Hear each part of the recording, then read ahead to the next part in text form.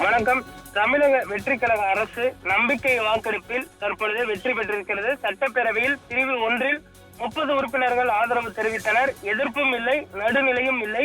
பிரிவு 2 42 உறுப்பினர்கள் ஆதரவு,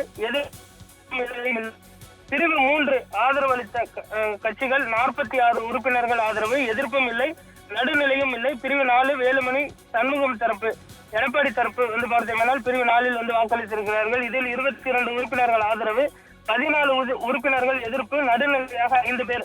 பாமகவின் 4 உறுப்பினர்களும் பாஜகவின் 1 உறுப்பினர்களும் நடுநிலை வகித்தது குறிப்பிடத்தக்கது. பிரிவு 5 வேலுமணி மற்றும் சண்முகம் தரப்பு, எடப்பாடி பழனிசாமி தரப்பு 3 உறுப்பினர்கள் ஆதரவு, 8 உறுப்பினர்கள் எதிர்ப்பு. அதிமுக தரப்பில் வேலுமணி மற்றும் சண்முகம் உள்ளிட்ட 25 பேர் ஆதரவு வாக்கெடுப்பில் பங்கெடுத்தனர்.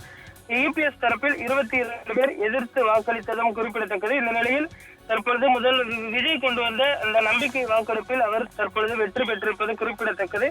இந்த நம்பிக்கை வாக்கெடுப்பில் எதிர்கட்சிகளான திமுக மற்றும் தேமுதிக உள்ளிட்ட மதசார்பற்ற முற்போக்கு கூட்டணி கட்சிகள் வெளிநடப்பு செய்ததும் குறிப்பிடத்தக்கது.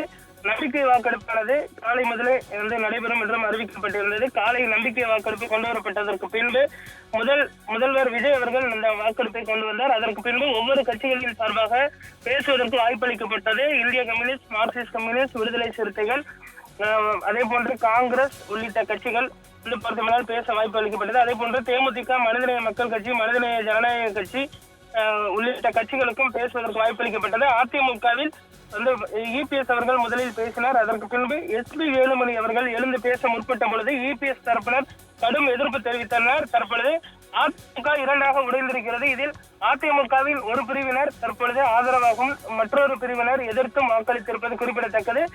திமுக பார்த்தோம்னால் வெளிநடப்பு செய்தது குறிப்பிடத்தக்கது. இதனால் அவர்கள் வாக்களிக்கக்கூடிய அந்த வாய்ப்பு என்பதில்லை.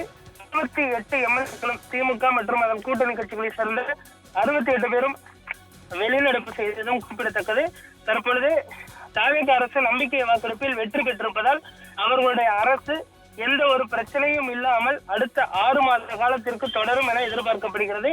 மீண்டும் 6 மாத காலத்திற்குள் நம்பிக்கை கோரக்கூடிய அந்த தீர்மானத்தை கொண்டு வர முடியாது என்பதும் குறிப்பிடத்தக்கது. விரைவில் ஆளுநர் உரையுடன் தமிழ்நாடு சட்டப்பேரவை கூடும் என்றும் எதிர்பார்க்கப்படுகிறது. அதற்கு பின்பு தமிழ்நாடு அரசின் முழு பட்ஜெட்டும் தாக்கல் செய்வதற்கு தற்பொழுது திட்டமிடப்பட்டிருக்கிறது. இதில் முக்கிய திட்டங்களும் அறிவிப்புகளும் வெளியாகும் என்றும் எதிர்பார்க்கப்படுகிறது. நம்பிக்கை வாக்கெடுப்பில் வெற்றி பெற்றதற்கு பிறகு முதல் விஜய் அவர்கள் எழுந்தினார். இது சிறுபான்மையின அரசு இல்ல, சிறுபான்மையின மக்களுக்கான அரசு என்றும் அவர் பேசியிருப்பதும் குறிப்பிடத்தக்கது.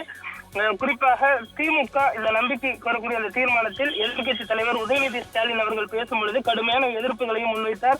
இதே போன்று பிரேமலதா விஜயகாந்த் அவர்களும் கடும் எதிர்ப்புடன் பேசியதும் குறிப்பிடத்தக்கது. காலை முதலே பரபரப்பாக நடைபெற்று வந்த இந்த நம்பிக்கை கோரக்கூடிய இந்த தீர்மானம் உறுதியாக வெற்றி பெற்றிருப்பது குறிப்பிடத்தக்கது.